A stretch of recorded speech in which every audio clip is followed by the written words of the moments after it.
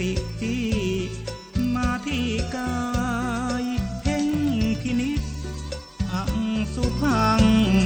ด้วยพลังภาวนาเอาสติหนุนปัญญามุ่งเข็นฆ่าอนุสัยอนาคามีก็จะถึงเป็นที่พึ่งถึงหลักชายอกนิทธาขั้นสุดท้ายในสมาบัติฉันสัญญาเวทยิตังนิโร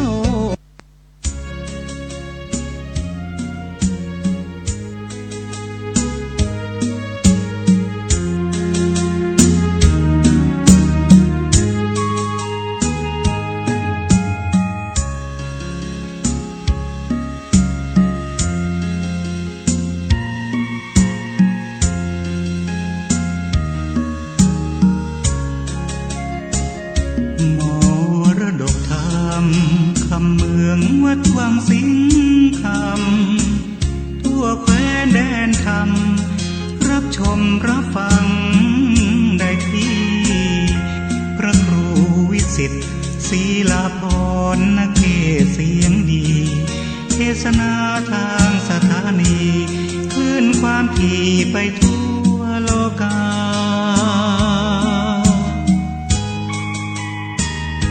ตุเจ้าในวังสิงคำขึ้นธรรมาทองผิวพันธุ์ผุดพองเปล่งปลั่งออกทางหน้าตาสุขจากภายในคนรุ่นใหม่ว่ามีออร่าจิตท่านสูงด้วยเมตตาให้ธรรมะกับสาธุชนวัดวังสิงคำสายน้ำแม่ปิงไหลฝูงปลาแหวกว่ายพญานาคโปรยสายน้ำมนต์ชุ่มฉ่ำหัวใจญาติโยมได้สร้างบุญกุศลพระธาตุศักดิ์สิทธิ์ช่วยดลบันดาลโชควาสนามรดกธรรมคำเมืองวัดวังสิงคำยอดวรรณกรรมเป็นภูมิธรรมของคนล้านนาร่วมอนุรักษ์วัฒนธรรมประเพณีล้ำค่าธรรมะขององค์สัมมาใครมีปัญญาย่อมพาพ้น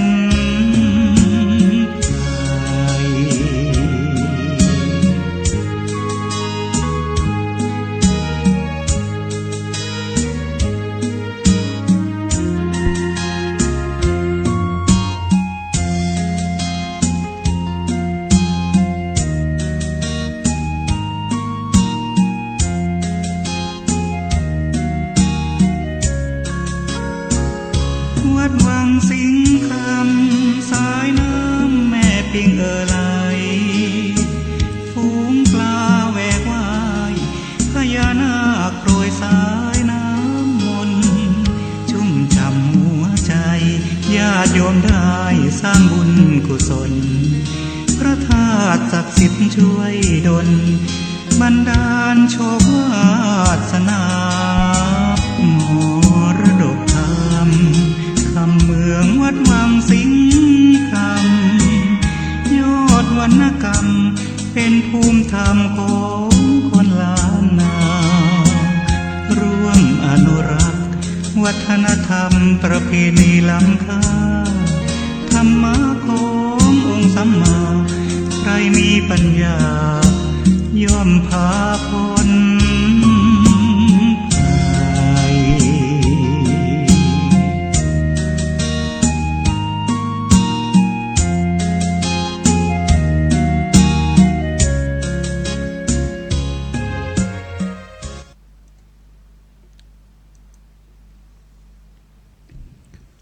ขอยกมือ10 นิ้วกราบนบนอบน้อม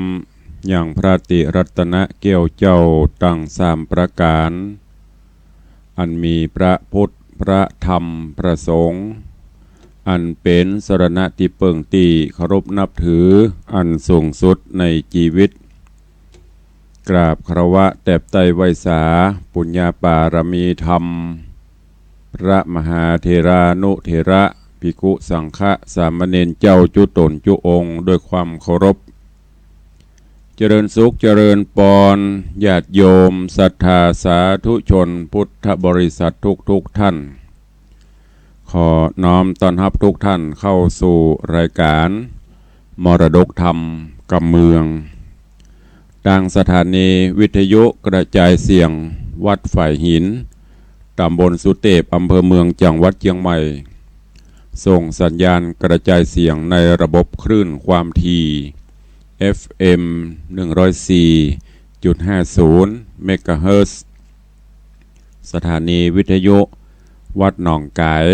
ตำบลสันปะยางอำเภอแม่แตงจังหวัดเชียงใหม่ส่งสัญญาณกระจายเสียงในระบบคลื่นความถี่ FM 99.75 102.0 และ 89.25 เมกะเฮิรตซ์สถานีวิทยุวัดป่าแดงมหาวิหารตำบลสุเทพอำเภอเมืองจังหวัดเชียงใหม่ส่งสัญญาณกระจายเสียงในระบบคลื่นความถี่ FM 92.25 เมกะเฮิรตซ์สถานีวิทยุพระพุทธศาสนาจังหวัดเชียงรายส่งสัญญาณออกอากาศที่ดอยม่อนจำปีวัดพระแก้วจังหวัดเชียงรายในระบบคลื่นความถี่ FM 99.50 เมกะเฮิรตซ์แล้วก็วิทยุชุมชนเสียงต่ำสายหอกระจายข่าวตามวัดวาอารามตามหมู่บ้านต่างๆและขอเจริญปรญาติโยมติดตามรับฟังต่างเฟซบุ๊กเฟซไลฟ์ต่างเว็บไซต์อินเทอร์เน็ตต่างๆอยู่ทุกช่องทั่วโลกในเวลานี้รายการนี้ดำเนินโดยอาตมภาพพระครูวิสิทธิ์ศรีลาภรณ์เจ้าคณะตำบลป่าแดดเจ้าอาวาสวัดวังสิงคำตำบลป่าแดดอำเภอเมืองจังหวัดเชียงใหม่เป็นผู้ดำเนินรายการนำเอาธรรมะพื้นบ้านล้านนามาพบมาปะกับญาติโยมทั้งหลายเป็นประจำอุเจ้าตั้งแต่เวลา 6 โมงป่ายถึง 7 โมงโดยประมาณปะกันวันนี้ก็เป็นวันหยุดสุดสัปดาห์เป็นวันพักวันผ่อนบรรยากาศก็น่านอนเนาะตั้งแต่ตะคืนมาจนถึงเจ้านี้สายฟ้าสายฝนก็ตกลงมาชุ่มช่ำจุ่มเย็นบรรยากาศนี่โอ้ก็อยากจะลุกกันเนาะ นอนเย็นสบายคืนหอดมันฮ้อนมาก่อนประเด็นนี้ก็ตกจะได้ตกก็ตกจนพอบัญญังแหมเหมาะเนาะก็จะได้ก็ตามก็ขอให้วันนี้เป็นวันแห่งความสุขทุกท่านเนอะท่านที่ไม่ได้ไปการไปงานจะพักจะผ่อนก็ตามอัธยาศัยหรือบางท่านก็อาจจะฝนตกปลูกต้นไม้ต้นตอกเพียวบ้านเพียวจอง เนี่ยหันเนี่ยนี่ก็ตามอัธยาศัยเช่นเดียวกันก็ฝนตกมาจะปอกาในขายก็จะเดือดร้อนหน่อยเพราะมันเป็นแจ๊ะแม่แม่แจ๊ะแม่แม่แปลว่าอะไรจ้าอุ้ยไปถามป้าอุ้ยแม่หมอนปุ่นเนอตุลุงบาอธิบายเงี้ยภาษากำเมืองวันละคำเนี่ยแจ๊ะแม่แม่ไปไหนก็จะลำบากซะหน่อยแต่ก็เป็นสิ่งดีที่น้ำท่าจะได้มีหัวใจอย่างที่เมื่อก่อนน่าตกใจแต่ละเขื่อนน้ำบ่มีหรือว่ามีน้อยก็ต้องเร่งทำฝนเทียมแป่งฝนเทียมประกอบกับทำพิธีต่างๆเตดทำพ่องแห่นั่นแห่นี้พ่องขอฟ้าขอฝนตอนนี้เตปาอาหักเปิ้นก็โดนบันดาลให้ฟ้าฝนตกลงมาก็บัดทะจมบัดทะเดือดเนอะ เมื่อมันตกก็ตกไปแน่ของเปิ้นเฮาเข้าภาษามาได้เดือนปลายมานี้หน่อยละก็เป็นช่วงของเปิ้นเปิงดีเข้าภาษาฝนตก จะเข้าภาษาฮ้อนใบฮ้อนบอดก็บ่เปิงแหมะเป็นฤดูของเปิ้นเพราะฉะนั้นก็เป็นสิ่งที่ดีที่ฟ้าฝนตกต้องตามฤดูกาลที่เฮาทำพิธีใส่ขันดอกกาทำพิธีอย่างต่างๆนานาก็ยะโดยมีวัตถุประสงค์เพื่อให้ฟ้าฝนตกต้องตามฤดูกาลต้นไม้ปิจะเข้ากล้าก็จะได้อุดมสมบูรณ์เนอะวันนี้ก็ยังอยู่ในช่วงของฟังธรรมก้อมอยู่เพราะว่ากำลังเสาะทำหาทำเรื่องใหม่ยังไม่เจอ เดี๋ยวถ้าปะจะได้ก็จะเตะต่อไปแต่จะเป็นธรรมมันได้ก็ล้วนแล้วแต่เป็น สาระคติธรรมที่เราจะได้น้อมนำเอาไปประพฤติปฏิบัติจะไปฟังกันเอาม่วนบ่ได้เนอะฟังแล้วเก็บแกะก้อนไกเอาแก่นสารเอาไปประพฤติปฏิบัติในชีวิตประจำวันก็ขอนำเอิญเชิญชวนญาติโยมตั้งอกตั้งใจฟังธรรมกันในวันหยุดวันนี้เนอะฟังธรรมกันไปแล้วกำเดียวมีข่าวสารอันใดเฮาก็ก้อยมาอู้การใต้รายการตามปกติที่เฮาได้ปฏิบัติกันมาสนทนาธรรมอู้กันยามเจ้าจะได้มีชีวิตชีวาสดชื่นแจ่มใสโอกาสบัดนี้ก็เชิญท่านทั้งหลาย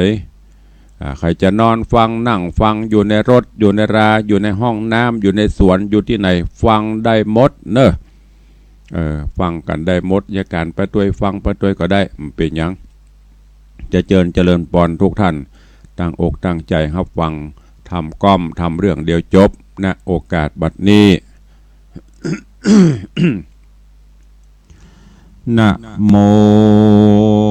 ตัสสะภะคะวะโตอะระหะโตสัมมาสัมพุทธัสสะสุดสุสังลาภัตเตปัญญังอัปปะมัตโตวิจักขันโนติสัทธโวดุราสัพพุริสะทั้งหลายตั้งยิ่งใจใหญ่หน่อยผู้ใฝ่ห้อยเจยบานจริงหือตานเข้านามบัตถุพรำปัจจัยศีลดวงใส58ได้โกดแขวดหักษาปากันมามวนหมู่พร้อมนาอยู่ฟังธรรมจุงดาจำฟังที่เอาเป็นที่สอนใจจักใครกล่าวจี้หือแจ้งที่ตามมีดังพระมุนีที่ใบเตสัตนาไวเมินมาบัดนี้แด่เตอศรัทธาอันว่าสัพพัญโยพระพุทธเจ้าตนเป็นเก้าศาสนานำสัตตามวลหมู่หือโป้นจากมันภัยเตสนาไขบอกเล่าหือหูเก้ากองดีได้เวทหนีกรรมบาปอันกระยาบจังไร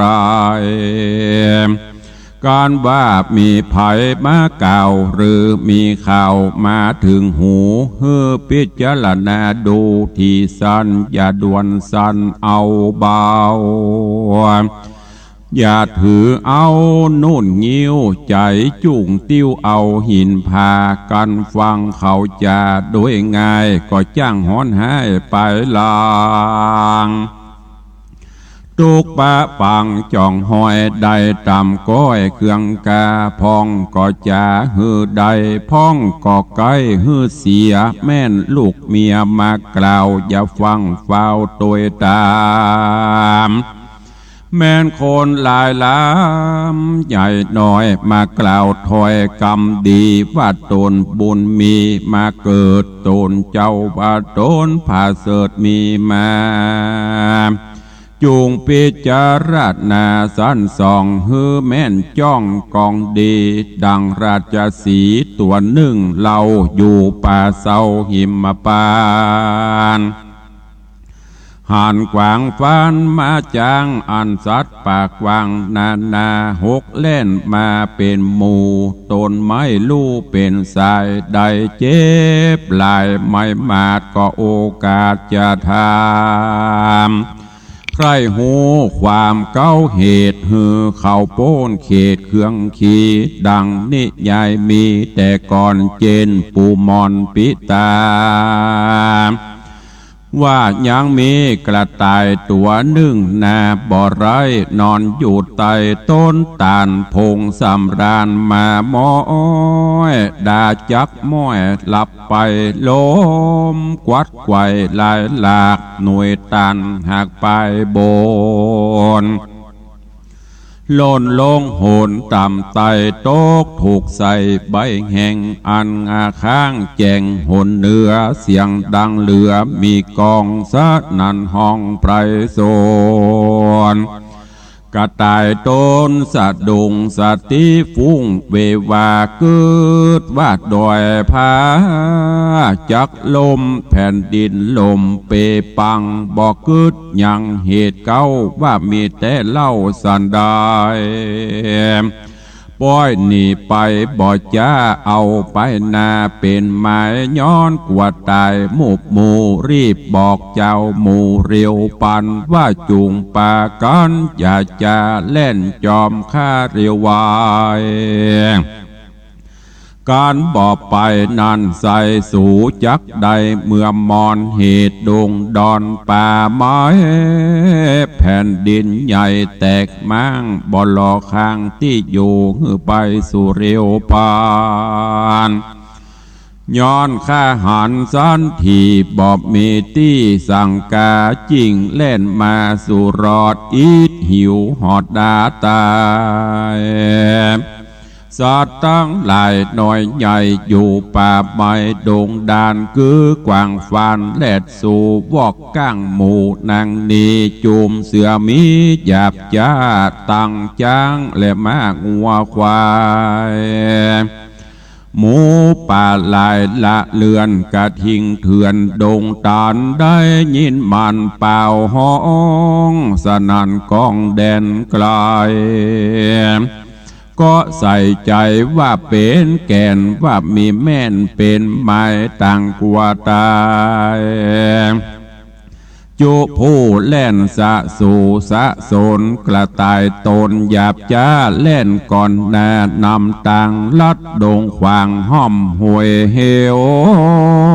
ลิงจ้วยผาจาน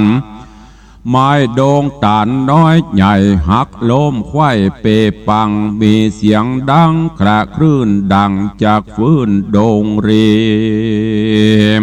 ตีนา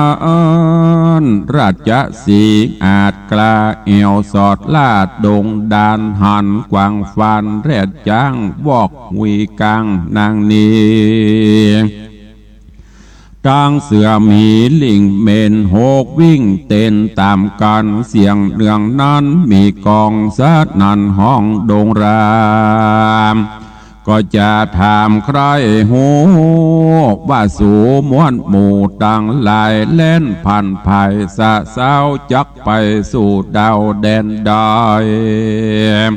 หรือมีภัยน้อยใหญ่เดือดห้อนไม่สั่งจาจุงใครจะบอกเล่าถึงเหตุเก้าตามมีสัตว์ดงรีม้วนหมู่ตั้งกล่าวอูไข่ปานว่ากระต่ายมันตัวนี้ได้กล่าวจี้ไข่กำว่าดงดำป่าไม้ดงด้อยใหญ่ผาหินพื้นแผ่นดินใหญ่กว้างจักแตกมั่งขจายการสู่ตั้งหลายเนิ่นจะเตี้ยงความหน้ามรณากระต่ายจะบอกกล่าวก็ฟังเฝ้าภายพันแล่นตัวมันบ่จ้าเหี่ยวกลัวความหน้าตายหนีราชสีอาจกล้าบ่ได้จ้าจะทำ ว่าดูรากระต่ายโดงรามตัวปูมึงได้หูและหันวาดในโดงตันใหญ่กว้างแผ่นดินลมแมงในจายิ่งใครจะกล่าวอูบอกเจ้าหมู่ตั้งหลายกูนี้หมายใครพอฮือแจ้งต่อกับตาจุงไกลกลาปอกเต้าไปที่เก่าบัดเดียวกระต่ายดงเขียวหยาบจาก็กล่าวว่ากำไปคาดแด่เจ้าดงไพรตัวอาจคาบ่มรณาถเป็นเพียงย้อนเฝ้าหนีกลาพรากยิงโป้นจากต่างตายข้าบ่หมายคืนสู่ยังที่อยู่เดิมตีราชสีเถื่อนท่องก็ส่งเสียงห้องเร็วปานคมขนาบมันบ่จ้าว่ากูจักฆ่ามึงตายมึงจะหมายเล่นลีไปอยู่ที่แดนใดกระต่ายดงไพรนั่นใส่กันราชสีใหญ่คมขนาบสันทะทาบยินกลัวก็ก้มหัวหมอบอยู่บ่จังกล่าวอูไข่กำแล้วเฝ้านำไปนาป่าเจ้าป่าราชสีตั้งสัตว์ดงรีน้อยใหญ่หมื่นตัวได้เป็นตรารีบไกลกลาไปสู่ยังที่อยู่ต้นตาลกระต่ายดงดานนานเล่าก็บอกเล่าตามมีราชสีขวาดหูว่ากระต่ายลับอยู่สำราญมีหน่วยตาลตกใส่ใบตาลใหญ่อันแห้งข้างอยู่แจงหนเนื้อเสียงดังเหลือใจจ้าดังฟ้าผ่าลงมากระต่ายนี่นาลับอยู่บอกขวาดหูคิงโตนใจเวบนไหววันกึดดอยลั่นจักลมปัทวีลมทลายเย็นกลัวตาหมู่โมจิงบอกเจ้าหมู่บ้านเดียวต่างรีเอเปรวเล่นกว่าลัดดันป่าดงนาเหตุสัตว์นานาหน่อยใหญ่บ่อพิจารณาควายหันใส่ต่างใส่ใจแน่มันว่าเหตุนั้นมีมา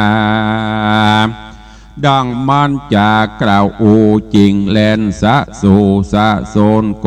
ลักหนอันใหญ่เกิดขึ้นควายลวงลายพ้องบำบายโมยมังบ่หลอกข้างลำบากแข้งขาหากกุดการเตียวย่างหันเสสามตุกปักคำจ่องหอยได้ตำก้อยเครื่องขี่ราชสีเจ้าป่าหูแจงกว่าจุอันก็ไข่ปันบอกเล่าฮือสัตว์ป่าเศร้าดงเรี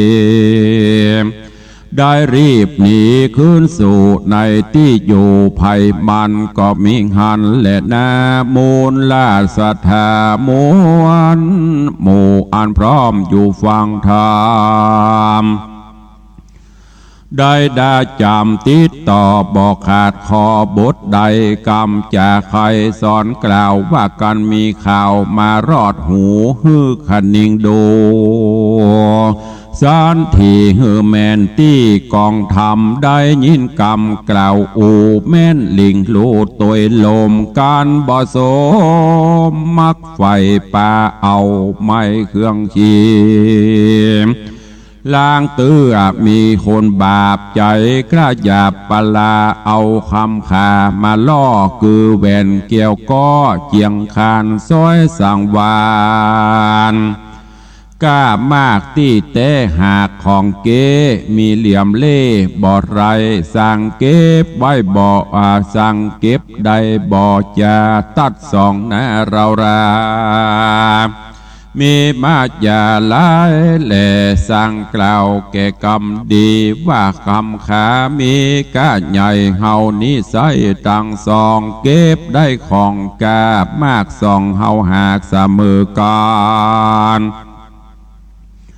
กวนจักป่านบิดแบ่งหือถูกแห่งกองธรรมขอเอาคำนี้เล่าไว้กับเจ้าสันเดียวข้าจักเรียวคืนสู่ยังที่อยู่เกหา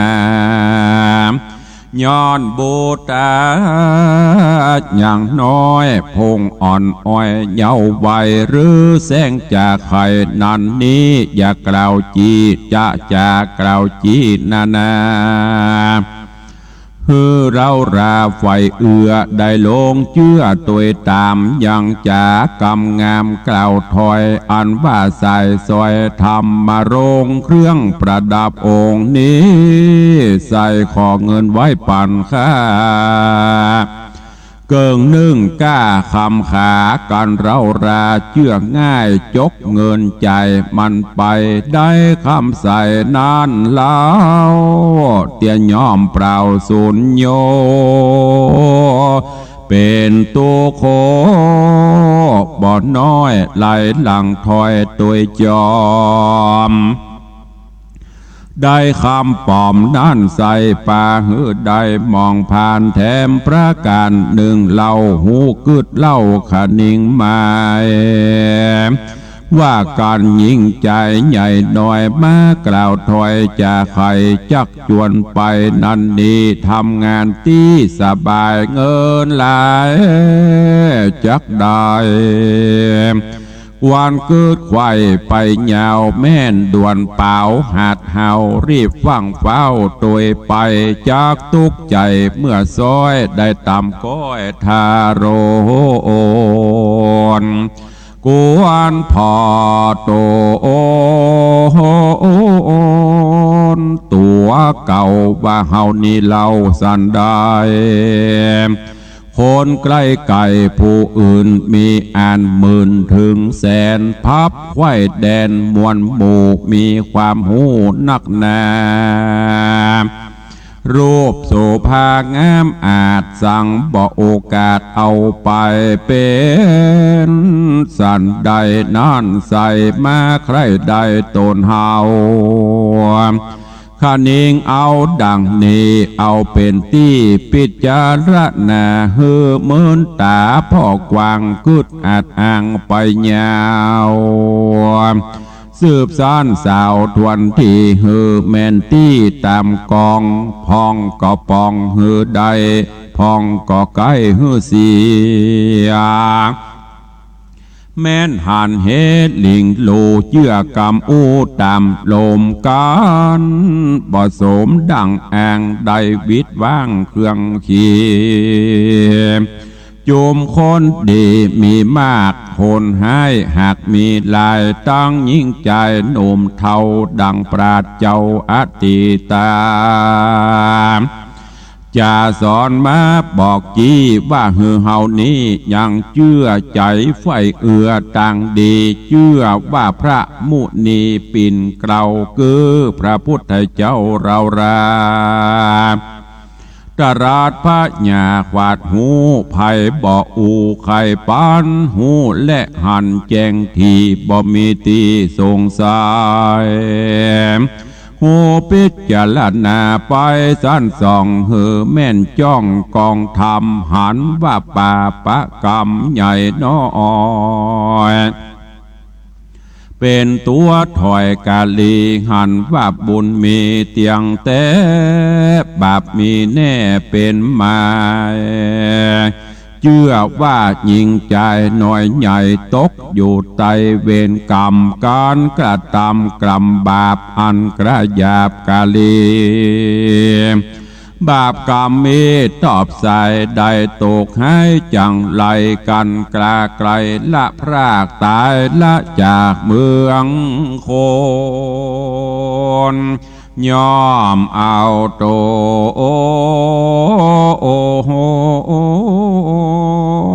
ตกทอดลงสู่รอดอเวจี การกระทำดีนั่นใส่สร้างบุญไว้บอกขาดบ่ประมาทลาสาบุญจักป่าส่งอยู่เฮือได้อยู่เจยบานย่อสุขสำราญข้ามเจ้าบ่อโศกเศร้าเครื่องขี่ก้อนตายหนีกลาพรากดับจิตจากเมืองโคนย่อมเอาตนไปเกิดจานฟ้าเลิศเมืองสวรรค์บ่อยาจะเลนามูลลาดศรัทธามวลหมู่ตีพร้อมน่าอยู่ฟังธรรมฟังแล้วจำจดชื่ออย่าได้หือหายนี้ดังบาลีแต่ไทยอันตั้งไว้ว่าสุดสู่สังละพเตปัญญังอัปปมัตตังวิจักขโนดังนี้ใครกล่าวจี้เป็นไตว่าปุกละพูดใดก็แล้วใจผ่องแผ้วยินดีฟังเมธีปราดเจ้าอันบอกเล่าใครกาม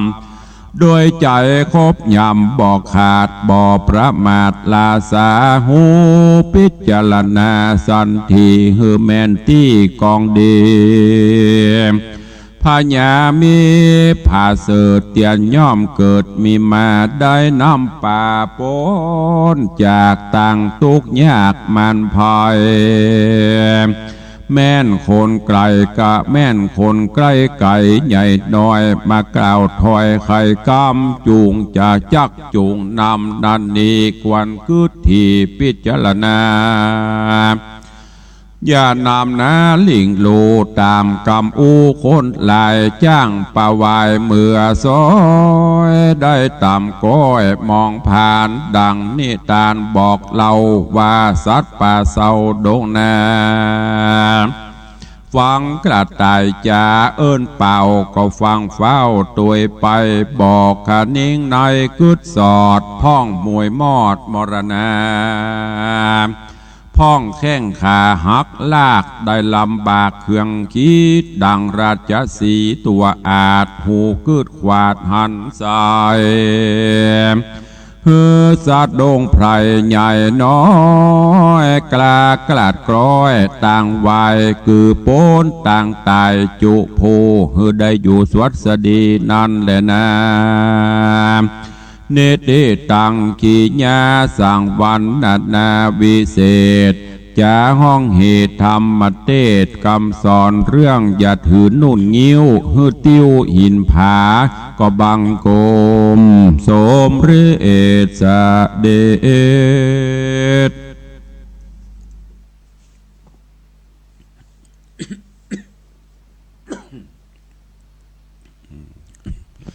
ก็ได้ฟังกันจบไป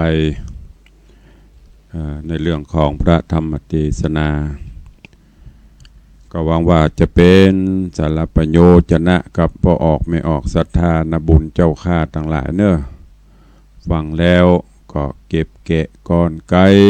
เอาไปใจในการดำเนินชีวิตประจำวันยิ่งสถานการณ์ยิ่งสมัยปัจจุบันนี้เป็นยุคที่โลกทั้งโลกอยู่บนฝ่ามืออยู่บนนิ้วมือเราสามารถกดเข้าไปพออันยังก็ได้หมดก็จึงจำเป็นอย่างยิ่งที่การบริโภคข่าวสารการรับรู้เรื่องราวอันอย่างต่างๆนั้นก็จะต้องมีวิจารณญาณในการบริโภคข่าวสารหูหันอันใดก็พินิจพิจารณาก่อนอย่างที่เป็นข่าวปัจจุบันนี่แม้แต่การบ้านนักการบ้านการเมือง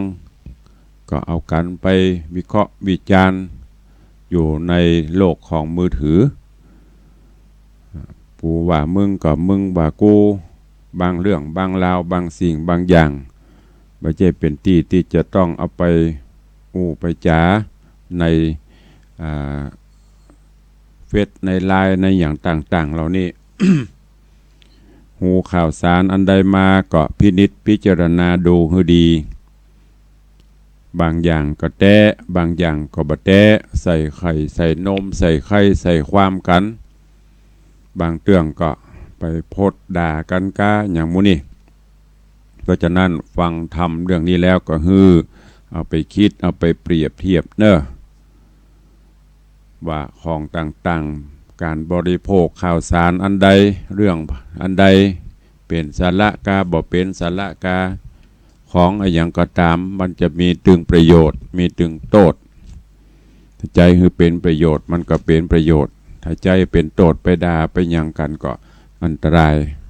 ฉะนั้นก็ฝากไว้กับปอออกไม่ออกศรัทธานบุญเฮาเนอร์ยิ่งอยู่สังคมปัจจุบันนี้ คนจะมีศีลมีธรรมก็นับวันจะหน่อยไปทั้งนี้ทั้งนั้นไม่ใช่ศีลธรรมเสื่อมนะอย่างกรรมที่เขาว่ายุคนี้เป็นยุคที่ศีลธรรมเสื่อมไม่มีวันเสื่อมเนอะศีลธรรมของพระพุทธเจ้า14,000 ขันธ์ได้ดำรงอยู่มาได้ 2,562 ปีเข้ามานี้แล้วบ่มีวันที่จะเสื่อมพอต่างประเทศเปิ้นก็เอาหลักการในต่างพระพุทธศาสนาเฮานี่เอาไปใจโดยเฉพาะต่างประเทศฝรั่งมังค่าเปิ้นมีแต่นักปราชญ์ผู้หูยิ่งฝรั่งนี่บ่ให้บดีเปิ้นจะเชื่อหรอต้องผ่านการวิเคราะห์ผ่านการนำไปใจดูก่อนทดลองดูแล้วบังเกิดผลจริงดีจริงเปิ้นถึงจะน้อมรับลองพอประเดียวพระพุทธศาสนาเฮาไปเจริญต่างประเทศมีพุทธศาสนิกชนเจ้าต่างประเทศเข้ามาตรงกันข้ามกับบ้านเฮาเนี่ยบ่ได้เอาไปปฏิบัติแล้วปลายปอหิจะย่ำยีเหยียบย่ำพระพุทธศาสนาลงแหมหาว่าเป็นนั่นเป็นนี่หลักการพระพุทธศาสนาบ่มีวันเสื่อมแต่คนต่างหากเสื่อมจากศีลจากธรรมปล่อยให้มิจฉาทิฏฐิอวิชชาคือความบ่ฮู้ปิดหูปิดตาเอากิเลสตัณหาความโลภความโกรธความหลงมีแล้วใครมีนักขึ้นเป็นนั่นใครเป็นนี่ใครเป็นนั่นเดือดร้อนวุ่นวายไปหมดทั้งที่สุดท้ายก็ไปที่เดียวกันหมดนั่นก็คือเชิงตะกอนดังนั้นบ่ต้องไปใส่ใครใส่ความบ่ต้องไปเอาเรื่องคนไผ่ทำดีเฮาก็ควรที่จะส่งเสริมคนดีคือดียิ่งขึ้นไปจะไปเอาสิ่งที่เป็นมลทินแปดเปื้อนมาใส่ใครใส่ความกันเรื่องบางเรื่องมันน้อยเดียวคิดพิจารณาดีๆเนอะฟังทำเรื่องนี้แล้วญาติโยมทั้งหลายก็ขอให้มีใจคิดนักแน่นอย่าไปเป็นศรัทธาตกอย่าไปเป็นศรัทธาหดถอยอย่างจะเกิดมันก็เกิดอย่างจะดับมันก็ดับ นี่คือหลักการที่พระพุทธองค์ได้ตรัสไว้นั่นคือที่ว่าอย่างจะเกิดคนจะเกิดกันอย่างต่างๆเนี่ยมันเฮาห้ามบ่ได้คนจะตายจะดับไปมันก็ห้ามบ่ได้สิ่งที่จะห้ามเตือนเฮาได้ก็คือศีลธรรมคิดพิจารณาแยกแยะผิดชอบชั่วดีปฏิบัติตนปฏิบัติตัวให้ดีแต่ก็จะทำให้โลกนี้น่าอยู่สังคมเขาก็จะบ่วุ่นวายโดยการมีศีลมีธรรมดังหลวงพ่อพุทธทาสท่านได้กล่าวไว้ศีลธรรมไม่กลับมาโลกาจะวินาศหรือเจริญท่านทั้งหลายก็คงจะหูลองย้อนหลังไปเมื่อ10 ปี20 ปีที่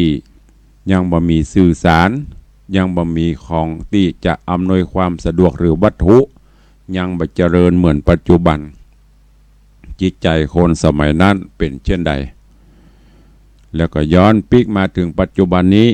เครื่องอำนวยความสะดวกตลอดจนวิวัฒนาการอย่างต่างๆเจริญ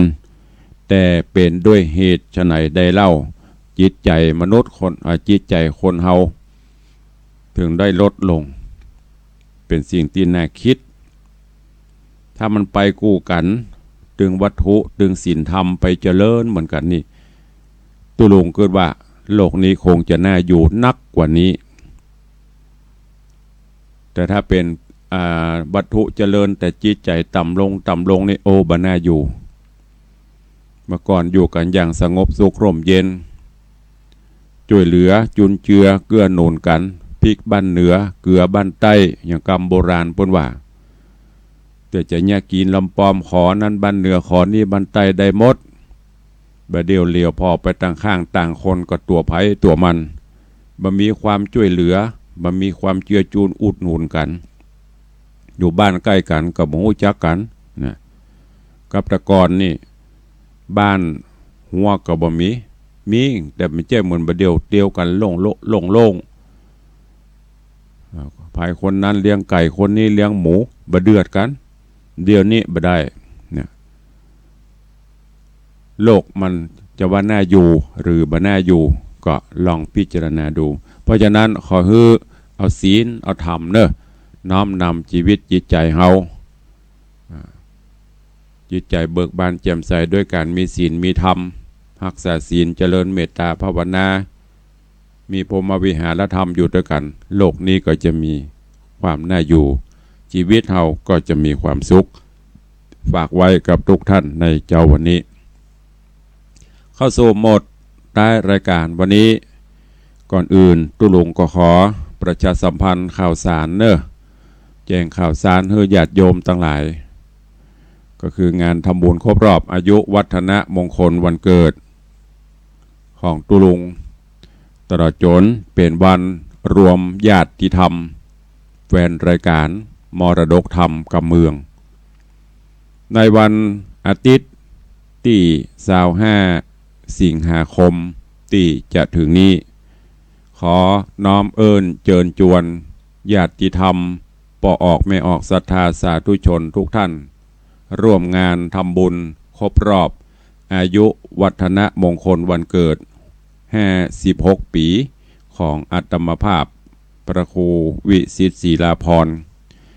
ตีวัดวังสิงห์คำตำบลประแดดอำเภอเมืองจังหวัดเชียงใหม่เนอะอันเป็นวันรวมญาติสถานบุญแฟนรายการจะได้มาพบมาปะกันมากินข้าวน้ำมาจำข้าวตอนมาสืบโหราจตาเสริมบารมีธรรมสิริมงคลให้เกิดขึ้นปีหนึ่งเฮามาปะกันครั้งหนึ่ง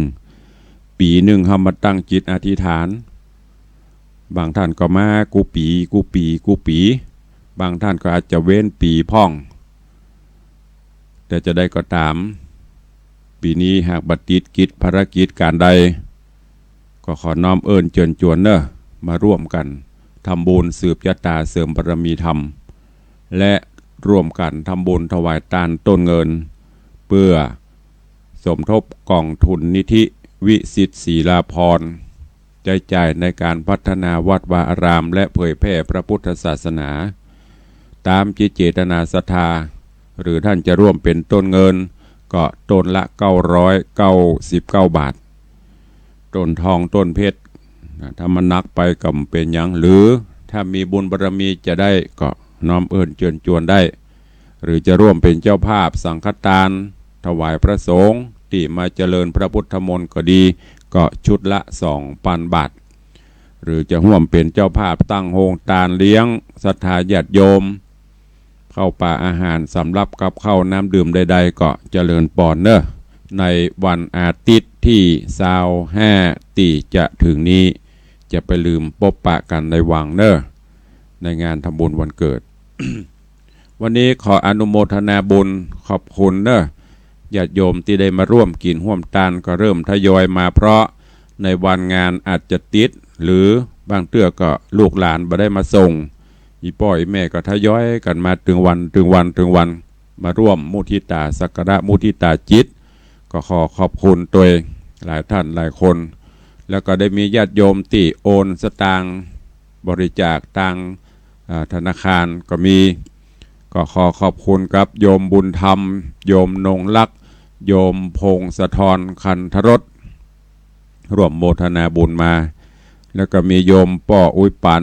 โยมแม่อุ้ยตาภูคามบ้านแม่โจก็ร่วมโมทนาบุญเป็นเจ้าภาพต้นเงิน 1 ต้น 1,000 บาทแล้วก็ร่วมถวายทั่วไปแห่ม700 บาทขอขอบคุณเนอะแล้วมาเจ้านี้ก็มีคุณโยมละอปิยะจันทร์บ้านดอยซิวเป็นญาติพี่น้องต่างพี่นานจรันพี่นันล่าก็ได้ลายแจ้งเข้ามาบอกขอร่วมเป็นเจ้าภาพต้นเงิน1 ต้น 1,000 บาทขอขอบคุณอนุโมทนาบุญตัวเองหลายท่านหลายคนเนอะบางท่านก็อาจจะได้ยินชื่อบางท่านไม่ได้ยินก็ขอสุมาอภัยอย่างตุลุงบอกว่าบางเตือมันนักตัวคันเขาจะมาประกาศกูคนประกาศท่านหนึ่งบ่ได้ประกาศท่านหนึ่งก็บดีเดี๋ยวเปิ้นก็จะลาว่าฟังกันแล้วก็คืนวันก่อนวันหวยออกคืนวันที่15ได้มีโอกาสไป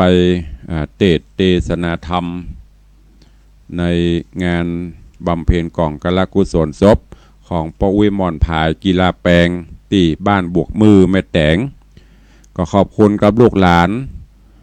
โดยท่านเจ้าพระอธิการสุนทรสุนทโล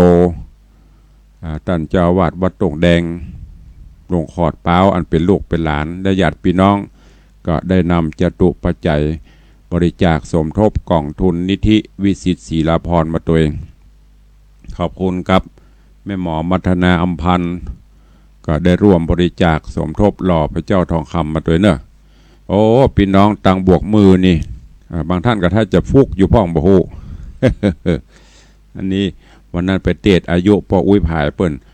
86ตุลุงก็อู้ที่เล่นที่จริงว่างวดนี้ถ้าจะขึ้นสูงอยู่เนอะเฮาเพราะว่าไปเตดนี่มีแค่8ทั้งนั้น84 82 85 89 86นี่วันนั้นปออุ้ยผาย86 6กับ9มันป๊อกกระดอกเข้าไปตะวาออก89พี่น้องบวกมือถ้าอย่าโรยกันหลายไปลืมคำมั่นสัญญาเนอะแต่ถ้ามันออกตรงๆในถ้าจะได้นักอยู่บ่ฮู้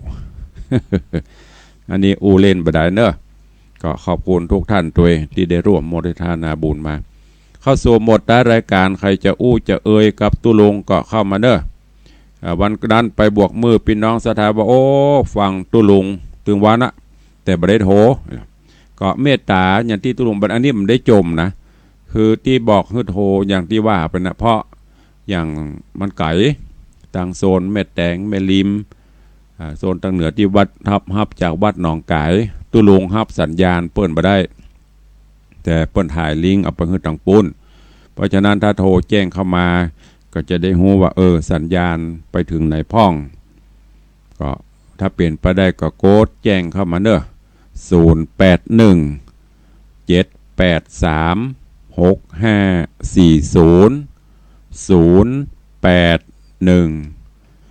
783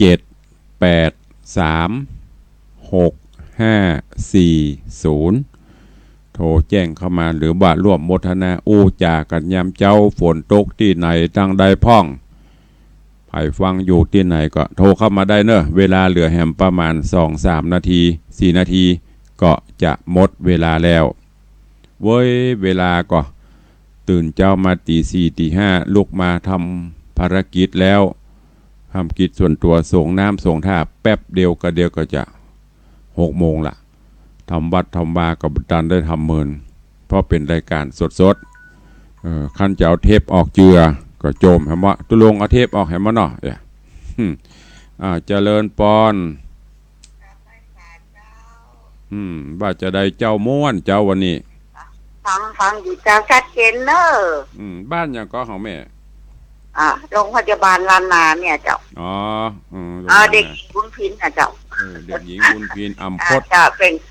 ป็นกำลังใจเนอะสาธุเนอะแม่เนอะเจ้ากลับไปสาเจ้าหลวงพ่อเจ้าเจริญปอนโยมแม่ยุบุญพินอัมพศฟังจากโรงพยาบาลลานนาสัญญาณชัดเจนดีก็อนุโมทนาบุญขอบคุณเนอะจะแจ้งเข้ามาอีกม่วนที่ไหนพ่องเดี๋ยวโซนแสดงว่าโซนตั้งเหนือนี่ ต่างเมลิมต่างในเบียงนี่ต้องป่าตันหมู่นี่พี่น้องญาติโยมก็ฟังกันหลายป่าตันบ้านต่อเมืองลังมีตันได้แหมพ้องวันนี้มีสายจากแม่บุญพินสายเดียวเตี้ยกะวังตุลุงแล้วก็ไผ่วันที่25ไผ่จะมาพ้องแจ้งเข้ามาพ้องเหรอจะได้ชื่นใจว่าโอ้คงจะมีคนหลายคนใดมันได้แจ้งมาจะเตรียมน้ำพริกตาแดงตะเนอน้ำพริกตาแดงกับขนึงเด็กหญิงปานีนี่ฮัลโหลนักการเจ้าฟังดีเจ้าฝนตกก็แม่ปานีเจ้าตกเจ้าขอบคุณเด้อเจ้าโยมแม่ปราณีบ้านหนองแต้นฟังอยู่ขออนุโมทนาบุญเด้อเจริญปอนสาธุลุงสาธุตัวลุงนี่ตึงสาธุเด้อนี่แม่กวงสันทรายสาธุตัวลุงเนี่ยจากแม่กวงสันทรายเจริญปอนเด็กหญิงศรีนวลว่าจะได้ฟังอยู่เจ้าฝนกำลังตกนี่ม่วนรับม่วนเนาะเจ้ามันต้องตื่น4-5กว่าจะถึง6นะน่ะมันบ่ฮู้ใจหยังฝนตกซิๆนอนคุ้มก็ลุมฟังซุมื้อวันเดี๋ยวนี้แม่เขาจะได้ซองแล้วนะดีแล้วก็มาเนอะมาห่วมบุญไปก่อนเนอะเจ้าได้จากที่บ้านน่ะไม่4 เมืองดีแล้วก็มาห่วมบุญด้วยกันเนอะเจ้าส่งมาเจ้าบ่ใจส่งมานำมาห่วมบุญด้วยกันเนอะเจ้าถ้ามีโอกาสจะไปเจ้าอันแสดงว่า20%ตะเนาะเจ้าก็ถ้ามีโอกาสถ้าความมั่นใจคือไปกับตุลูกไปแน่นอนนั่นเต็มร้อยถ้ามีโอกาสนี่20%ขอบคุณเด้อสาธุเจริญปอนว่าจ๋าเจ้าจากที่ไหนเจโฮมเจ้าเบอร์นี่ลึกจะไปเมาเจ้ลำไปเนอะมาโฮมตั้งมาในวังพ่องฟังติ๊กแต่มันมีโอกาสไปถือไปย่ำหมีมันไม่เคยอยู่บ้านจะไปห่วงมันถ้าเฮาเมื่อแล้วพอจะอยู่เหือตามใจครับตามใจห่วงจะไปห่วงมันลำไปห่วงนักบดีวันใดก็ต้องจากมันไปมามาพักผ่อนเปิดหูเปิดถ่ายบ้องเนอะไปหาตัวลุงโป๊กก็เลยไม่ไปวันหน้ากันขอบคุณนักเนอะว้าวสาธุอนุมันสาธุจากแก่โหมลำปางหนามีใครอยู่บ้านมีใครอยู่จองจะไปห่วงมันนักลำไปบ่ห่วงก็บดีนะแตกปลดบ่วงออกเหี่ยพ่องจะไปวัดก็ห่วงร้านห่วงบ้านจะไปหั่นไปนี่ก็ห่วงหั่นห่วงนี่บัดถ้าไปห่วงนักบัดใจของเฮาซักอย่างเนอะแปลงโหนต่างเฮาไปทางหน้าเตอะไปเอี่ยวหั่นพ่องไปเอี่ยวนี่พ่องใบตาลก็ได้ไปเอี่ยวบ่ได้เนี่ยพักผ่อนสมองพักผ่อนนี่พ่องเปิดหูเปิดตาพ่องเนอะเมาหมกมุ่นเฝ้ากะลูกกะหลานหั่นนะบุญมีตายเขาต้านเข้าก็กินบ่เกิน7 วันนั่นน่ะเจริญปอนเด็กหญิงจันคำแสงบุญไปวันหนาไปวันหนาเจ้ามันแม่ก็อยู่ลำปางเหมือนกันนะไม่ไปย้ายลำปางบางเนาะเจ้ามาอยู่เพลเมืองมันก็หายไปหมดแล้วเจ้าไม่อยู่เพลเอาทั้งหมดไปอยู่พ้นปนหนาอยู่นะมาจะไม่มาจะไม่เป็นลำปางบางแล้วหรอบางแล้วขอบคุณนะมอนเนอร์สาธุแม่มอนจันคำแสงบุญบ้านเดิมอยู่ลำปางเพิ่นว่าจะไปบ้านหนาเจื่อลำปางหนาประเดี๋ยวแม่มอนมาอยู่เชียงใหม่เป็นลำปางบางไปละแม่เลี้ยงจันดีว่าจะได้รวยเนาะจะไปออกอากาศนะอันนี้ห้ามอู้เรื่องอื่นของโปรดก็ว่าของปวดของโปรดของปวดเบาเนอะเจ้าของโปรดเราว่าถูกใจมากๆสาธุขอบคุณหลายๆเจ้า ฝน เดิ ต น ก ทางหันเจอกัน ฝนตกก็เจดีย์ โต๊ะหนักเอ้ย อ้อหลับ ได้หมดไปนะ เดี๋ยวเตรียมน้ำเตรียมในห้องให้ก่ะ เต็มเจ้า ดีเราไม่ได้สูบเขาอ่ะ ขอบคุณนักๆเนอะแม่เนอะ เจ้า แต่ตุเจริญปอนฝนตกก็นอนรับเพราะมันจะได้ไปที่ไหนรู้ อ๋ออย่าแฟนหน่อย นอนกุ้ม เจ้าก ระลุม มันไปไหนกะ หืม เจ้ามันนิมนต์ไปทางใดกะไปครับสีน้ำตาไหนกะ งดภารกิจ อ๋องดละ วันนี้เดี๋ยวจะล่องไปจอมตองงานฉลองปรริยนธรรมวัดพระธาตุสีจอมตองบุ โอ้ไปใส่เนาะ ศพบ้านนี้ก็มี2ศพก่อนสถาบันตาสถาบันใกล้เนี่ยได้ไป เจ้า วันนั้นก็ไปบวกมือไปไม่แต่ง มาบอกลูกไม่ได้ฟังนี่แหละช่วงนี้มีภารกิจเยอะ เดี๋ยวก็อู้กันหลังไม้เนอะ เจ้า สา เป็น ธุ งานไปนะ สาธุเจริญปอนเนอขอบคุณโยมแม่จันดีวิสุทธินันท์เจดีแม่ครัวเป็นเจ้าของโปรดไม่ใช่ของโปรดนะของโปรดเอามาวันงานตัวขอขอบคุณอันที่เปิ้นของโปรดนี่คือเปิ้นจะหูใจเหรอวันนี้ญาติโยมเปิ้นไปมาบ่อยไปมาหาสู่มีอย่างก็เอามาก็ขอบคุณล่วงหน้าตัววันนี้เวลาหมดเวลาเนอะขอนำรายการจากญาติโยมศรัทธาไปก่อนเนาะเดี๋ยวก็ปะกันในเจ้าวันต่อไปขอความสุขสวัสดีจงบังเกิดมีกับทุกท่านเนอะอยู่ดีมีสุขจุ่มเนื้อเย็นใจสุขภาพอนามัยสมบูรณ์แข็งแรงเหมือนกันจุตนจุองค์จุผู้จุคนเนอะอายุวันโนสุขังพลัง